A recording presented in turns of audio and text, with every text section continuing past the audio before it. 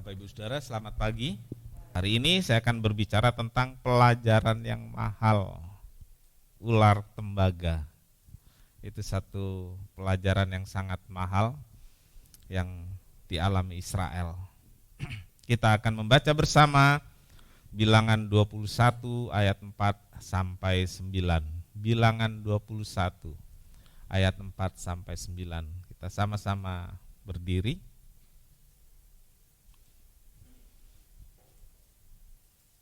Saya akan bacakan Bilangan 21 ayat 4 sampai 9. Firman Tuhan demikian: setelah mereka berangkat dari Gunung Hor, berjalan ke arah Laut Tibrau untuk mengelilingi tanah Edom, maka bangsa itu tidak dapat lagi menahan hati di tengah jalan. Lalu mereka berkata-kata kepada Allah dan Musa, "Mengapa kamu memimpin kami keluar dari Mesir supaya kami mati di padang gurun ini? Sebab di sini tidak ada roti, tidak ada air, dan akan makanan hambar ini kami telah muak." Lalu Tuhan menyuruh ular-ular tedung ke antara bangsa itu yang memagut mereka sehingga banyak dari orang Israel yang mati. Kemudian datanglah bangsa itu mendapatkan Musa dan berkata, "Kami telah berdosa, sebab kami berkata-kata melawan Tuhan dan engkau. Berdoalah kepada Tuhan supaya dijauhkannya ular-ular ini daripada kami." Lalu Musa berdoa untuk bangsa itu. Maka berfirmanlah Tuhan kepada Musa, "Buatlah ular tedung dan taruhlah itu pada sebuah tiang. Maka setiap orang yang terpagut jika melihatnya akan tetap hidup." Lalu Musa membuat ular tembaga dan menaruhnya pada sebuah tiang. Maka jika seorang dipagut ular dan ia memandang kepada ular tembaga itu, tetaplah ia hidup. Amin. Silakan duduk. Berbahagialah setiap orang yang telah membaca, mendengar dan melakukan firman Tuhan. Tuhan Yesus memberkati. Haleluya. Saudara-saudaraku, pelajaran yang mahal. Apa ada pelajaran yang murah? Saudaraku, kalau kita mau serius, kita mau mendapatkan hal yang baik, biasanya memang pelajaran dari pengalaman hidup itu selalu ada harga yang harus dibayar. Dan kali ini saudaraku, kita melihat orang Israel. Saat itu orang Israel sudah berada dekat dengan Kanaan. Tetapi kita membaca tadi demikian. Bangsa itu tidak lagi dapat menahan hati. Saudaraku, kira-kira gak bisa nahan apa sih? Gitu ya. Gak bisa nahan. Ya. Bangsa itu tidak dapat lagi menahan hati di tengah jalan. Saudara-saudariku, pelajaran dari pengalaman hidup selalu ada harga yang harus dibayar. Bahkan ada yang harus dibayar dengan harga yang sangat mahal. Sebenarnya dalam perjalanannya saya dan saudara pernah membayar. Bahkan ada di antara kita yang membayar mahal harga pelajaran. Bukan di sekolah, sekolah resmi, tapi sekolah kehidupan. Kita membayar harga yang mahal untuk pengalaman-pengalaman yang kemudian kita ambil pelajarannya untuk hidup saya, untuk hidup saudara. Dalam episode ini saudaraku, bangsa Israel harus membayar dengan harga yang mahal akibat dari ini saudaraku, tidak bersyukur dan melawan Tuhan. Perhatikan, bukan hanya melawan Tuhan, tapi melawan Tuhan dan Musa. Siapa Musa itu? Musa itu hamba Tuhan. Israel tidak bersyukur, lalu punya sikap melawan Tuhan dan melawan Musa, yang adalah hamba Tuhan. Akibatnya saudaraku, banyak orang Israel yang mati sia-sia, dipagut ular, mati sia-sia karena ulahnya. Kemudian saudaraku, Tuhan memerintahkan Musa untuk membuat patung, ya saya menyebutnya patung. Lalu dibuat dari tembaga oleh Musa. Lalu kata Tuhan, kasih tiang, taruh patung ular itu di atas. Dan kalau orang Israel dipagut ular, lalu memandang patung ular tedung itu, orang Israel akan tetap hidup. Ular tedung itu sejenis kobra. Apotik itu ada lambang, betul? Ya itu dari sini, saudaraku. Kan orang ke apotik beli obat, obatnya bikin sembuh. Sejarahnya adalah memang dari perjalanan orang Israel ini. Ya saya harap saudara paham itu, gitu. Dan saya harap orang lain juga paham. Logo itu diambil dari sini. Nah, saudaraku, beberapa hal yang akan kita bicarakan pagi hari ini. Yang pertama, Israel mengeluh. Ya, Israel mengeluh. Setelah berjalan hampir 40 tahun. Orang Israel letih, orang Israel lelah. Letih lelah baik fisik maupun batin. Lelah badan, lelah perasaan. Nah, saudaraku, ini enggak gampang, saudaraku. Perjalanan 40 tahun. Saudaraku, dan tidak sedikit bangsa Israel yang sudah ngapain begini dan begitu, enakan di sono. Lalu saudaraku, mereka dalam peristiwa ini mengeluh. Mereka sudah dekat dengan pintu gerbang Kanaan. Mereka sudah hampir sampai. Perjalanan Israel 40 tahun, mungkin ini di tahun ke-39, mungkin sudah di tahun ke-39 6 bulan, tahun ke-39 10 bulan, artinya kurang sedikit saja lagi. Dan memang saudaraku, coba kalau kita dalam melakukan sesuatu sudah dekat, selesai, udah capek, gampang kesal. Iya kan? Gampang kesal, gampang emosi, nggak kontrol diri, itu umum terjadi. Dan ini terjadi pada Israel, udah capek. Lalu saudaraku, keluarlah keluhan, karena Alkitab mengatakan tadi, mereka tidak dapat lagi menahan hati. Mereka nggak dapat lagi menahan emosi. Lalu mereka mengeluh. Keluhannya apa sih, saudaraku? Ini sangat keseharian, keluhannya sangat keseharian. Keluhannya adalah gak ada makanan. Gak ada makanan, saudaraku, itu keluhannya. Tapi masalahnya, saudaraku, pertanyaannya, benarkah tidak ada makanan? Coba saudara jawab, ada gak sih makanan? Ada. Udah tulis kok. Makanan ada, tapi mereka bilang apa? Kami sudah muak. Bukan cuma bosen loh, saudaraku.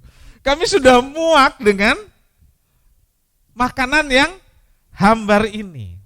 2 minggu lalu, saudaraku, saya khotbah tentang makanan ini. Rasanya bagaimana, saudara? Mana? Rasanya? Hambar? Ya? Seperti gorengan. Donat goreng, roti goreng gitu ya. Kan Alkitab bilang begitu dalam Alkitab. Mereka mengambil lalu menumbuknya, lalu mengolahnya seperti madu, ada seperti makanan yang digoreng. Makanan digoreng apa? Ya gorengan lah, saudaraku. Bakwan. Apa lagi? Biar lapar. Bakwan. Ya roti goreng. Enak enggak sih, saudara? Coba siapa yang bilang gak enak? Ini harus ada yang tanggung jawab, sediain habis kebaktian ini. Karena semua bilang enak loh. Nah, saudara-saudaraku, ternyata makanan itu ada, tapi orang Israel katakan muak dengan makanan itu. Saudara-saudaraku, artinya kebutuhan untuk makan tersedia. Kebutuhan yang menjadi kebutuhan hidup utama dan sehari-hari tersedia. Tersedianya apa sih saudaraku? Ada mana, ada daging. Kan begitu ya? Ada mana, ada daging. Artinya ada makanan, ada lauknya juga. Ada makanan pokoknya, ada lauknya juga. Dan kalau sayur-sayuran kan mereka memang tidak bisa tanam dan mereka bisa ambil dari perjalanan mereka di sekitar perjalanan mereka. Ada, tapi tidak sesuai dengan selera. Biasanya kalau ibu-ibu nggak masalah ini, karena kalau ibu-ibu masak kan sesuai selera ibu-ibu ya. Mau bikin apa kek gitu. Tapi biasanya nih suami dan anak-anak nih. Ada nggak makanan di rumah? Ada, tapi nggak sesuai selera. Nggak pergi sih sekarang, nggak pergi. Tinggal yang di genggaman aja, GoFood. Ya. Mamanya bilang, mama kan udah masak. Nggak kepengen. Yang senyum-senyum nggak terlalu kelihatan karena ketutup ini. Iya kan begitu. Nggak selera. Pelajarannya ini saudaraku, pelajarannya. Jangan kita mengeluh itu pasti, tapi bersyukur dengan yang ada. Dan nikmati yang tersedia. Bersyukur dengan yang ada. Nikmati yang tersedia. Amin. Ya. Ini jadi senjata ibu-ibu nanti kalau ada anak, ada suami ngomel. Bersyukur dengan yang ada. Nikmati yang tersedia. Iya. Gitu. Pelajarannya ini, bersyukur dengan apa yang ada dan nikmati yang tersedia. Kemudian saudaraku, keluhan itu disebabkan apa lagi? Disebabkan ini saudaraku, ingat masa lalu yang dianggap lebih baik. Dia ingat masa lalu ternyata lebih baik. Saudara-saudaraku, yang pengen keluar dari tanah Mesir itu siapa sih? Israel. Alkitab mengatakan teriak, minta tolong kepada Tuhan supaya dilepaskan dari Mesir, supaya tidak lagi menjadi budak di Mesir. Israel yang minta, tapi ketika Tuhan tuntun di perjalanan belum sampai ke tujuan, padang gurun itu perjalanannya belum sampai ke tujuan. Tujuannya adalah Kanaan. Tapi mereka merasa nggak sanggup, mengeluh. Kenapa? Karena ingat masa lalu itu lebih baik. Saudaraku, saya punya catatan. Sebenarnya saya jadi pinter ngomongnya doang, karena untuk menjalaninya ternyata nggak mudah. Termasuk saudara, termasuk saya. Dalam hidup ini kita punya pilihan untuk menjalani hidup seperti apa. Yang pertama, hidup dalam kenangan. Nah ini saudaraku, hidup dalam kenangan. Hidup dalam kenangan itu pasti rasanya dulu itu lebih indah. Pasti. Lebih enak. Itu hidup dalam kenangan. Dan masing-masing kita punya kenangan. Dan rasanya itu enak banget, nyaman banget. Apalagi kalau sekarang lagi susah, lagi sulit hidupnya. Ada namanya sindrom nostalgia. Ya. Sindrom nostalgia ini banyak saudaraku, sindrom nostalgia. Baik itu dalam perjalanan kehidupan pribadi, dalam kehidupan keluarga, kerjaan, dan lain-lain, sindrom nostalgia. Ini banyak. Dan kadang-kadang sangat sulit dilepaskan. Mengenang, mengingat, tapi terus-menerus dan kita tenggelam di sana. Ini Israel. Dan itu terjadi pada saya, bisa terjadi pada saudara semua. Saudara, ada trauma di sana, di masa lalu. Ada juga nostalgia indah. Saudara mungkin ingat lagu zaman dulu Kus Plus. Lagu ini sebenarnya bukan lagu cinta, tapi orang menyanyikannya seperti lagu cinta direkam ulang oleh beberapa artis dengan video-video orang pacaran, orang menikah. Si penulis lagu tidak bermaksud seperti itu. Jadi dia punya masa lalu yang kelam, dia berusaha meninggalkan, tapi kayaknya masa lalu itu enak gitu ya. Narkoba, enak, apalagi mabuk-mabuk, enak gitu ya. Dia mau tinggalkan, tapi rasanya yang dulu itu indah. Terlalu indah dilupakan, terlalu sedih dikenangkan. Ya kan?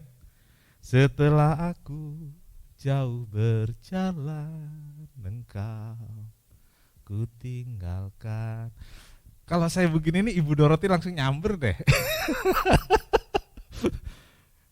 Jadi dia punya masa lalu yang ditinggalkan, tapi dia bilang apa? Terlalu indah untuk dikenang, terlalu sedih untuk dilupakan. Dan saya merasakan hal-hal seperti itu, dan juga mungkin Ibu Elizabeth. Bukan soal masa lalu hidup, tapi soal seseorang. Itu enggak mudah. Saudaraku, tetapi ini yang kedua saudaraku, juga enggak bagus. Hidup dalam khayalan. Iya. Berkhayal itu enggak bayar, saudara. Betul? Sehingga banyak orang yang karena gratis dia terus berkhayal. Berkhayal, berandai-andai. Iya. Saudara pernah ingat apa Andaresta? Opi Andaresta? Dia bikin lagu yang tentang khayalan. Apa itu? Andaikan aku jadi orang. Kan berkhayal ya, punya pulau, punya ini, punya itu. Enak gak sih hidup berkhayal? Waktu berkhayal enak dia, seperti mimpi. Oh gitu ya. Tapi saudaraku, itu namanya kalau anak muda sekarang bilang apa? Halu. Ya, halu. Kalau dibilang khayal nggak ketawa, kalau dibilang halu, gitu ya. Halu. Ya. Halu itu nyopir angkot rasa bawa Mercy, saudaraku. Iya. Bisa seperti itu. Saudaraku, berandai-andai itu mimpi, khayal. Ada banyak orang senang seperti itu. Di Surabaya, saudaraku, waktu berapa tahun lalu itu ada orang kaya. Lalu hartanya habis, dia masih punya rumah, mungkin masih punya simpanan uang. Dia nggak mau ketemu orang, dia cuma panggil tukang sayur. Dia hidup dalam kenangan, hidup dalam khayalan. Padahal dia pendidikannya tinggi, dia dokter, saudaraku. Akhirnya mungkin uangnya habis, karena udah dijalanin 30 tahun tanpa keluar rumah. Iya, saudaraku. Dan harus ditolong, karena dia hampir mati. Hidup dalam kenangan, hidup dalam khayalan. Tetapi ini yang harus kita jalani, saudaraku. Walaupun pilihan, tapi saya ingin katakan seharusnya ini yang kita jalani. Hidup dalam kenyataan. Ya, hidup dalam kenyataan. Dan saudaraku, ternyata hidup dalam kenyataan itu enggak mudah. Hidup dalam realita itu berat. Ya, harus ada keringat di sana untuk bekerja keras. Ada air mata di sana ketika harus hadapi berbagai keadaan-keadaan sulit. Berat, saudaraku. Walaupun dalam kenyataan kita juga bisa menghadapi hal-hal yang indah. Tapi untuk mencapai yang indah itu ternyata tidak mudah. Kira-kira saudaraku, kalau lagunya apa ini saudaraku? Menghadapi realita ini. Kayaknya perbendaharaan saudara kurang ya. Aku tak sanggup lagi menerima derita ini. Nah, itu kan, itu orang yang benar-benar menghadapi realita. Pak Pendeta, jangan lagu sekuler lah, lagu rohani. Apa lagu rohaninya? Pertolonganku begitu ajaib, Kau yang memikat hatiku ketika di saat aku tak sanggup. Itu orang yang menghadapi kenyataan hidup. Banyak yang kita nggak sanggup, betul? Banyak yang kita nggak mampu hadapi, tapi kita punya Tuhan. Kalau saudara mimpi nggak perlu libatkan Tuhan. Saudara hidup dalam kenangan juga enggak. Tapi menghadapi kenyataan. Ketika kita nggak sanggup lagi, datanglah pada Tuhan. Dia sanggup menolong dan memberikan jalan keluar. Keluhan, kemarahan terjadi ketika seorang tidak berani menghadapi kenyataan hidup. Lari dari kenyataan hidup. Ya, banyak dari kita memang atlet pelari, saudaraku ya. Walaupun nggak dikirim ke PON ya. Kita ini jadi atlet pelari karena sering lari dari kenyataan hidup. Lalu berkhayal, lalu bernostalgia, itu lebih enak, itu lebih senang. Nah, saudara-saudaraku, hidup dalam kenangan, hidup dalam khayalan mungkin terasa lebih indah, tetapi itu bukan hidup yang sesungguhnya. Hidup yang sesungguhnya adalah menghadapi kenyataan. Saudaraku, seberat apapun, sesulit apapun, kita harus hadapi. Jangan mengeluh, jangan marah. Karena mengeluh, marah tidak memperbaiki keadaan. Tidak membuat situasi lebih mudah.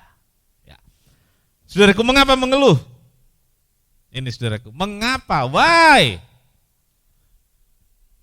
mengeluh? Karena kita ingin segala sesuatu terjadi sesuai dengan apa yang kita harapkan. Semua yang kita inginkan terjadi sesuai dengan apa yang kita inginkan, bukan yang Tuhan inginkan. Jadi kita ngeluh. Ya. Kita ngeluh karena semua maunya, mau saya begini, mau saya begitu. Tapi kenyataannya enggak. Lalu kita ngeluh, kita marah. Nah, saudaraku, yang kedua teguran Tuhan. Teguran Tuhan. Cara Tuhan memelihara Israel kali ini beda. Biasanya Tuhan marahin terus Tuhan kasih ya. Mama mertua saya itu galak, saudaraku. Tegas. Kalau ada orang kenapa, perlu apa, mengeluh apa, dia marah, dia tegur. Tapi kita semua tahu, biar dimarah, biar ditegur, ntar dikasih, saudaraku. Ya. Waktu pulang pasti dikasih. Nah, Tuhan itu sama Israel seperti itu. Dimarahin, ngeluh nggak ada air, kasih air, kan gitu ya. Ngeluh nggak ada makanan, dikasih mana, dikasih burung puyuh sebagai lauknya, dagingnya. Kali ini enggak, saudaraku. Kali ini, saudaraku, Tuhan punya cara yang berbeda, punya pendekatan yang berbeda, yaitu menegur dengan keras ketika Israel mengeluh. Marah ketika Israel mengeluh, bahkan sampai mengakibatkan kematian bagi sebagian orang-orang Israel. Mengapa Tuhan tidak mengabulkan? Tadi sudah diuraikan. Karena yang diminta bukan merupakan hal yang dibutuhkan. Yang diminta bukan keperluan pokoknya. Kebutuhan untuk makan telah disediakan oleh Tuhan, yaitu mana dan burung puyuh.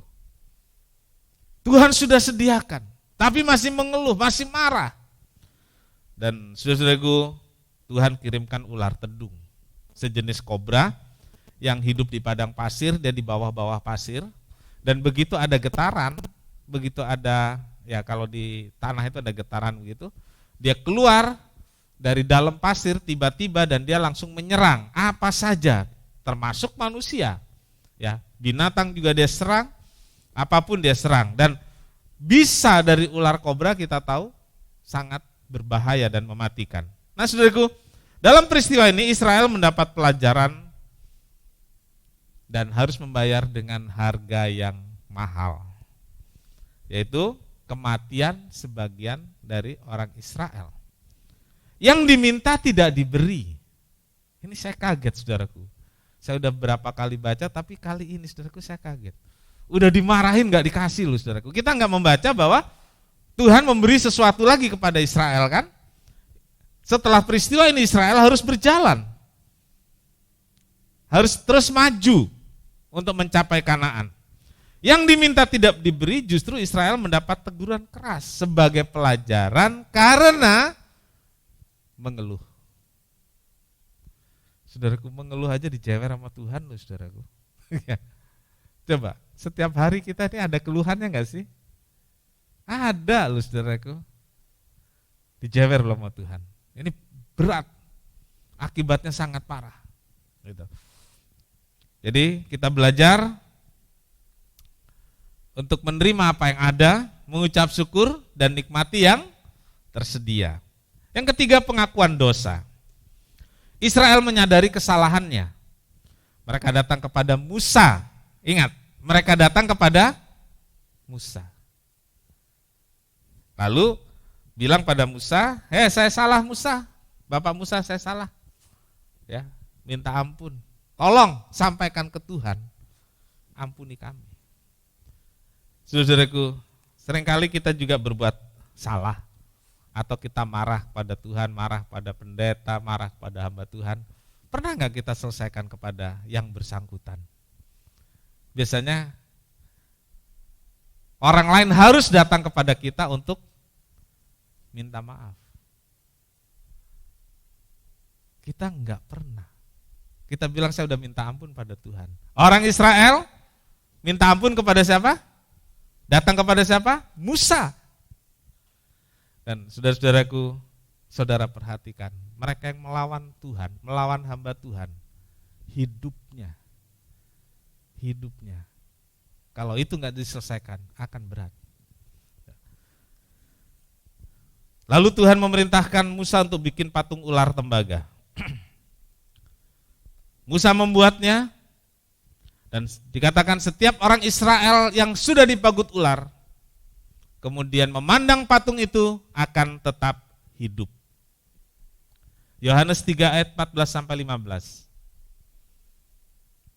Dan sama seperti Musa meninggikan ular di padang gurun, demikian juga anak manusia harus ditinggikan, supaya setiap orang yang percaya kepadanya beroleh hidup yang kekal. Amin. Saudaraku, ternyata saudaraku, apa yang terjadi di Israel dengan patung ular tembaga itu mengarah kepada Yesus Kristus Tuhan kita yang akan waktu itu yang akan disalibkan, ditinggikan di atas sebuah tiang, yaitu disalibkan di atas sebuah tiang. Dan siapapun saudaraku yang memandang salib itu, dia tidak binasa melainkan beroleh hidup yang kekal. Jadi patung ular tembaga itu untuk Israel. Lalu untuk kita, tadi coba ulang slide-nya. Patung ular tembaga itu untuk Israel. Lalu untuk kita, Tuhan Yesus yang ditinggikan di atas Golgota. Pandanglah, ular tembaga itu enggak ada. Zaman Raja Hizkia atau siapa? Saya pernah khotbahkan juga itu. Disebut ular tembaga Nehustan yang sudah disembah oleh Israel sebagai berhala. Dan itu dihancurkan. Tidak ada lagi ular tembaga itu. Tetapi salib Kristus kekal selama-lamanya. Amin. Dia ditinggikan di atas salib. Dia mati di atas kayu yang kasar itu. Dan siapapun kita yang berdosa, siapapun kita yang bersalah, datang kepada salib, pandang salib itu, dan kita akan mengalami pertolongan dan keselamatan. Saudaraku, yang keempat, pemeliharaan Tuhan gak pernah berubah. Pemeliharaan Tuhan tetap sama. Tuhan tidak mengabulkan permintaan Israel karena apa yang dibutuhkan sudah tersedia. Apa yang dibutuhkan sudah tersedia. Tuntutan dan keluhan terjadi karena tidak bisa mengendalikan keinginan mata, keinginan gaya hidup, dan keinginan mengikuti tren masa kini. Coba saudara perhatikan kenapa kita mengeluh. Halo anak-anak muda, halo bapak-bapak, ibu-ibu, kenapa kita mengeluh? Karena nggak bisa nahan ini, apa yang kita lihat jadi kepengen. Lalu ada namanya gaya hidup. Ya saya kemarin ada komunikasi dengan seseorang, saya bilang ya turunkan gaya hidup. Ya nggak maulah orang menurunkan gaya hidup, masa sudah di atas turun. Ya kan ya. Jadi yang ada adalah menyesuaikan, gitu ya, menyesuaikan dengan apa yang ada dan menikmati apa yang tersedia. Gaya hidup itu mahal. Ya. Gaya hidup itu mahal. Tapi bagaimana dengan gaya hidup? Masa kita ketinggalan? Oke.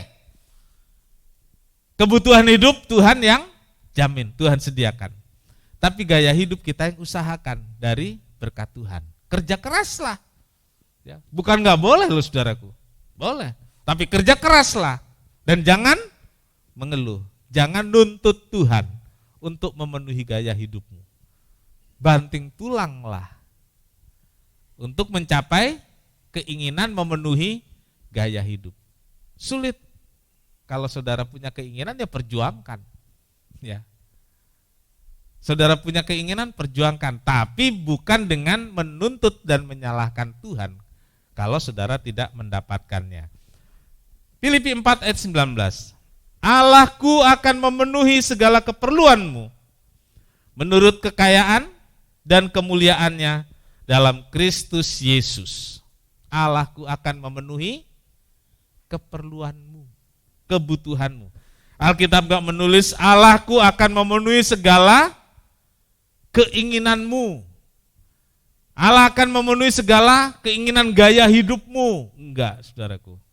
Allah memenuhi segala keperluanmu, kebutuhanmu menurut kekayaan dan kemuliaannya dalam Yesus Kristus. Tuhan memenuhi kebutuhan hidup dijamin oleh Tuhan. Tetapi bukan berbagai keinginan dan gaya hidup. Keinginan dan gaya hidup Anda harus usahakan dengan keras, dengan perjuangan, dan berkat Tuhan yang saudara pelora bebas untuk saudara gunakan. Iya. Jangan menuntut Tuhan memenuhi gaya hidupmu. Israel mendapat pelajaran yang mahal dari itu semua. Jangan sampai kita mengulangnya. Pelajaran yang mahal buat kita dari firman Tuhan pagi ini. Hiduplah sesuai dengan berkat Tuhan yang ada. Nikmati yang tersedia. Ucapkan syukur dalam segala hal. Amin. Datanglah pada Tuhan, pandang salib Tuhan. Sama seperti Israel memandang ular tembaga, kita memandang salib Tuhan dan kita mendapatkan ampunan, kita mendapatkan pertolongan, kita mendapatkan anugerah dari Tuhan. Saudara siapkan perjamuan kudus. Haleluya.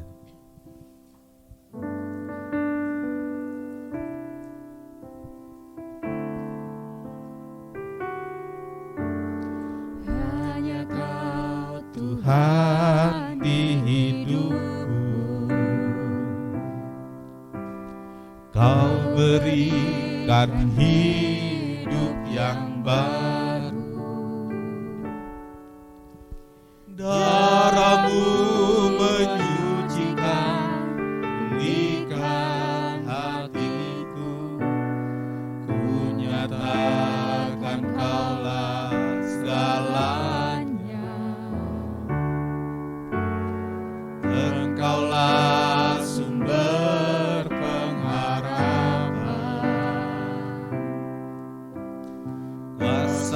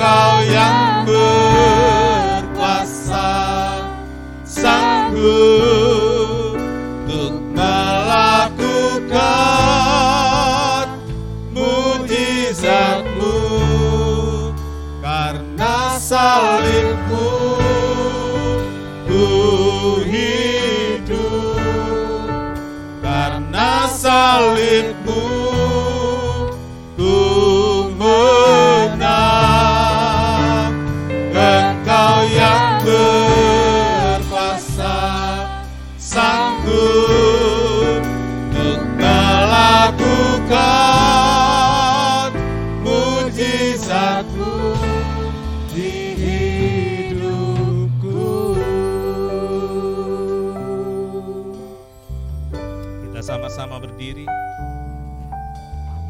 ada salib yang tetap berdiri kokoh. Ada darah Yesus yang mengalir di salib itu. Dia menunggu siapapun yang mau datang. Beratnya hidup bukan untuk dihindari. Beratnya kenyataan harus dihadapi. Kalau engkau gak sanggup, datanglah pada Tuhan. Kalau engkau gak kuat, berserulah kepada Tuhan. Salib itu gak pernah pudar. Karena salib itu kita hidup. Karena salib itu kita kuat. Karena salib itu kita bisa ada sampai hari ini. Yes. Karena salibmu. Karena salibmu ku hidup. Karena salibmu ku menang. Engkau yang berkuasa, sanggup untuk melakukan mujizatmu. Karena salibmu, oh Yesus, karena salibmu ku menang. Engkau yang berkuasa, sanggup untuk melakukan mujizatmu di hidupku.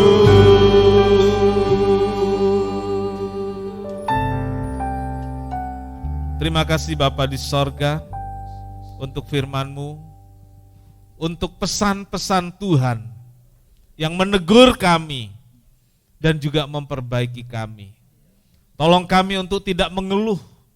Tolong kami untuk tidak marah ketika kenyataan tidak sesuai dengan apa yang kami inginkan. Ajar kami menerima apa yang ada dan menikmati yang tersedia. Sehingga kami hidup dalam sukacita dan gembira senantiasa. Tuhan Yesus, terima kasih banyak. Berkati roti dan anggur yang akan kami nikmati bersama. Biar kuasa Tuhan menolong kami. Kuasa Tuhan yang hadir dalam perjamuan kudus ini membuat kami kuat, membuat kami bisa menjalani hidup tanpa keluhan, tanpa marah kepada Tuhan, tetapi bersyukur dengan apa yang ada. Terima kasih Tuhan, terima kasih. Angkat roti lebih tinggi dari kepala. Inilah tubuh Yesus yang dipecah-pecahkan karena kita, supaya kita dapat hidup. Dengarkan firman Tuhan. Inilah tubuhku yang diserahkan bagi kamu, perbuatlah ini menjadi peringatan akan daku. Saudara, roti yang kita angkat bersama, bukankah persekutuan dengan tubuh Kristus? Haleluya. Makanlah dengan percaya di dalam nama Tuhan Yesus Kristus.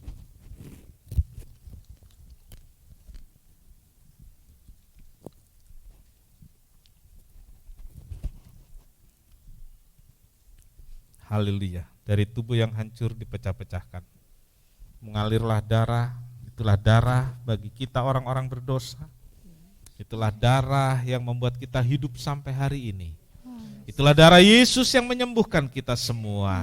Dengarkan firman Tuhan. Cawan ini adalah perjanjian baru yang dimeteraikan oleh darahku. Perbuatlah ini setiap kali kamu meminumnya, menjadi peringatan akan aku. Saudara, cawan yang kita angkat bersama, bukankah persekutuan dengan darah Yesus? Haleluya. Minum dengan percaya di dalam nama Tuhan Yesus Kristus.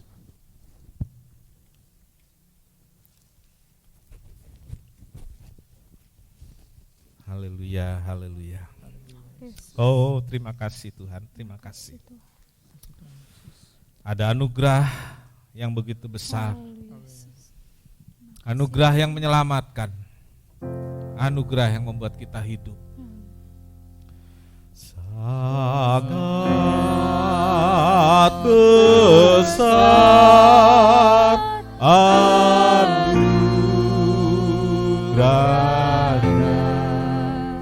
yang telah ku terima.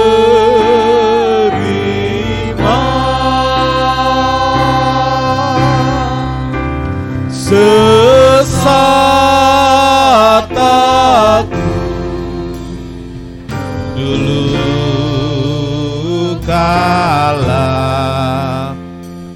kini ku dipimpin.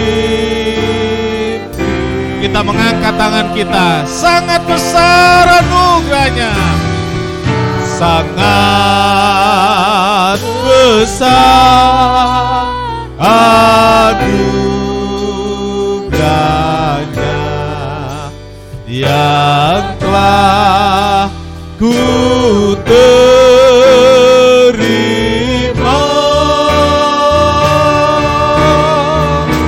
Sesat aku dulu kala, kini ku dipimpinnya.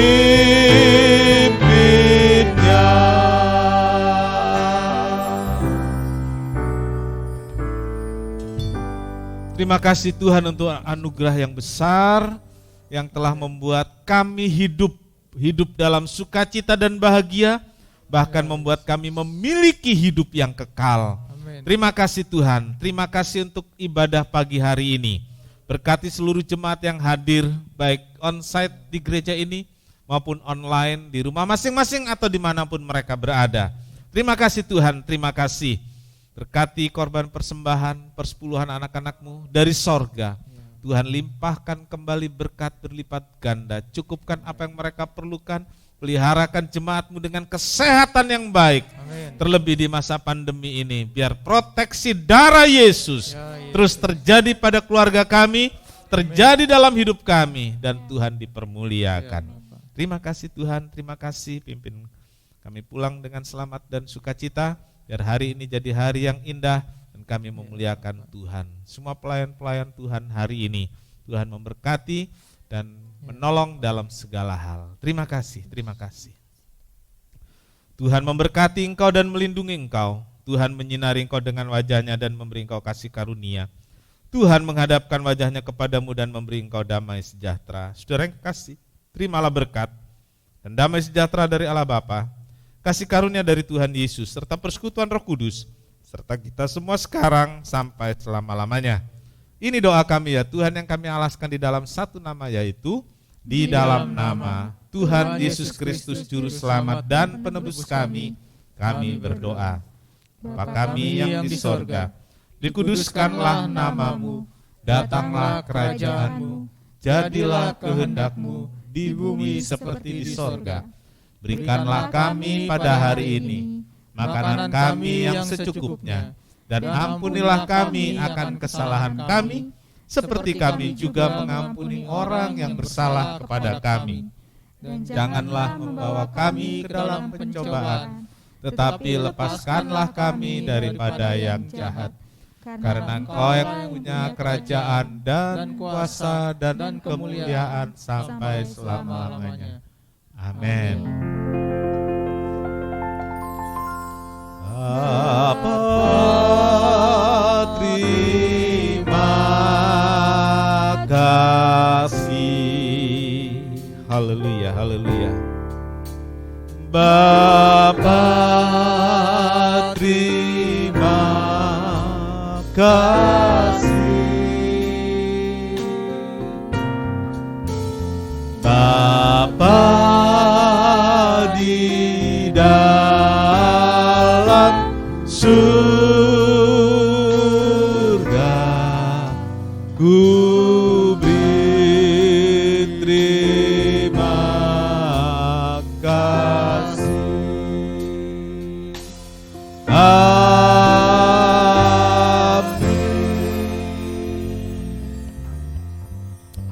Sekian ibadah kita pagi hari ini.